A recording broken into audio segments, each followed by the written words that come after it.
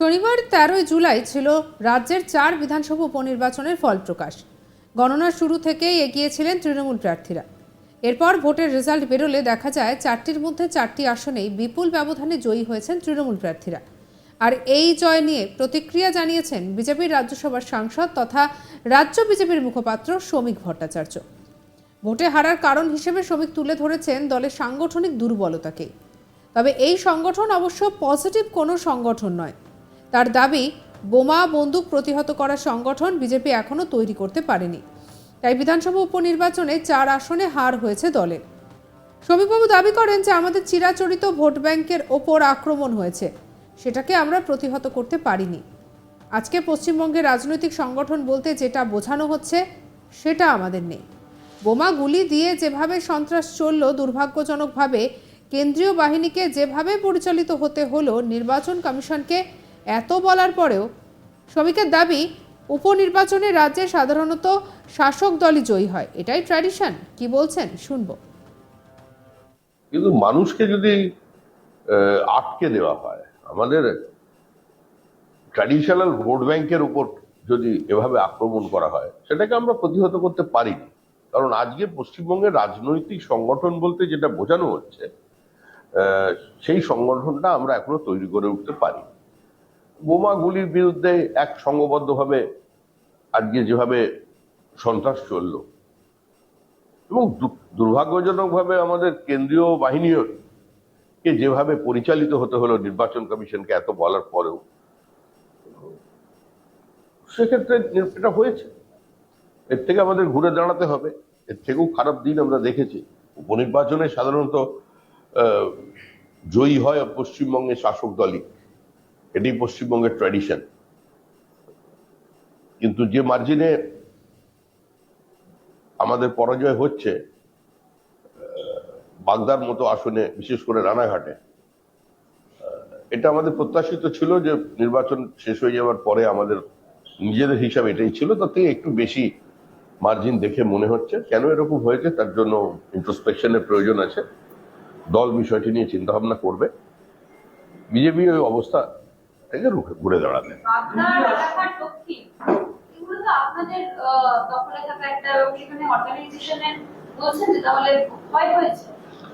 অর্গানাইজেশনের ক্ষয় বলবো না, আমরা যে প্রোটেকশনটা দেওয়ার প্রয়োজন ছিল বা যে জায়গায় দাঁড়িয়ে নির্বাচনে লড়ার কথা ছিল, সেটা আমরা কোথাও করতে পারি। মানুষের কাছে কোনো কিছু কিছু ক্ষেত্রে ভুল বার্তা গিয়েছে, আর এটাও ঠিক। এবং এটাও ঠিক যে আতঙ্কের আবহে মানুষকে ভোট দিতে বাধ্য করা হয়েছে। অন্তত বাগদা এবং রানাঘাটের নির্বাচনে তার প্রতিফলন স্পষ্ট। এটা জনমানসের প্রকৃত প্রতিফলন নয়।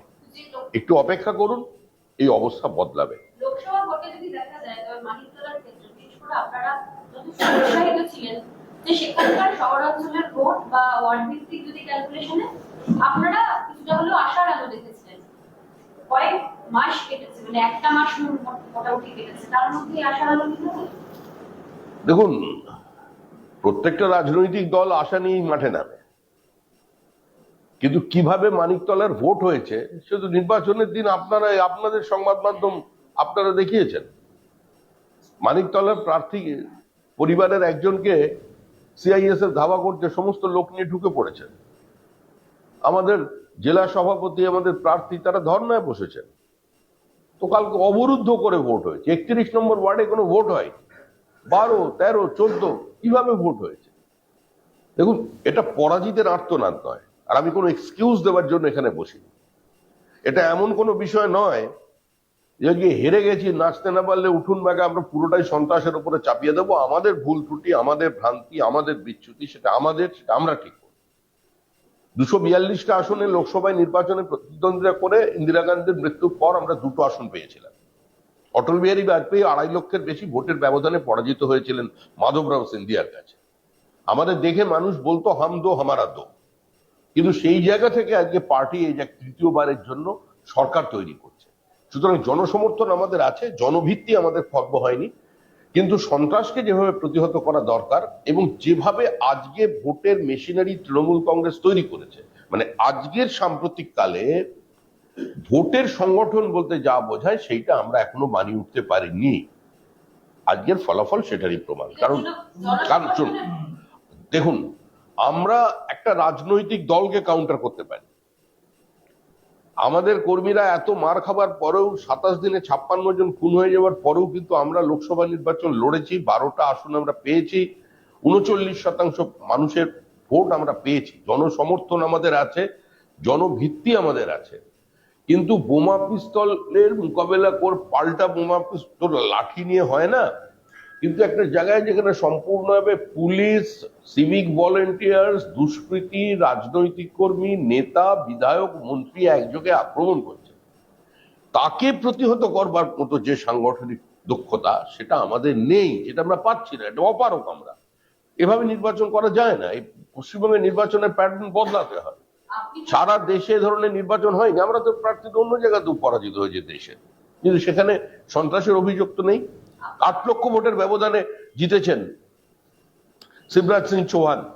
কংগ্রেসের কোন প্রার্থী সেখানে অবস্থানে বসেছেন? সন্ত্রাসের অভিযোগ আছে, রক্তপাত আছে, প্রাণহানি আছে, বুথ দখলের অভিযোগ আছে। 29টা আসন পেয়েছে মধ্যপ্রদেশে। কোনো কেউ অভিযোগ করেছেন? উত্তরপ্রদেশে আমাদের প্রার্থী যদি চাইতেন, যদি উত্তরপ্রদেশের মুখ্যমন্ত্রী চাইতেন, একটা আসনও কংগ্রেস ওখানে জিতে আসতে পারতো, যেভাবে পশ্চিমবঙ্গের ভোট হয়। এই রাজনীতিতে আমরা বিশ্বাস করি না।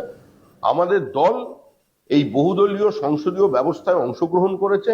মানুষের মত প্রকাশের স্বাধীনতা, এটা ভারতবর্ষের পরম্পরা এবং আমরা সেই সংস্কৃতিতে বিশ্বাস করি, তা নিয়ে রাজনীতি করছি।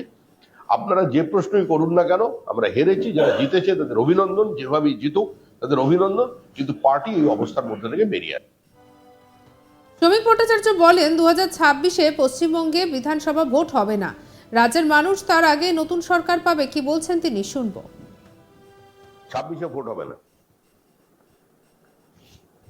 2026-এ বিধানসভা নির্বাচন হবে না। পশ্চিমবঙ্গের মানুষ 2026-এর আগেই নতুন সরকার পাবে। এটা জনমানুষের প্রকৃত প্রতিফলন নয়। পুরো এলাকায় হোক আর পঞ্চায়েত এলাকায় হোক, বাগদায় এবং রানাঘাট দক্ষিণ কেন্দ্রে বিজেপি এই ব্যবধানে হারতে পারে না, হারতে পারে না, হারতে পারে না। আজকে জেতার আনন্দ করে নিন, আজকে পটাকা টটাকা যা আছে ফাটিয়ে টাটিয়ে নিন, কিন্তু রাজনৈতিক পরিস্থিতি পশ্চিমবঙ্গে দ্রুত বদল হবে, অবস্থা বদলাবে, মানুষ রুখে দাঁড়াবে, মানুষ গণ অবরোধ তৈরি করবে। এভাবে নির্বাচন হয় না। 26-এ ভোট হবে না।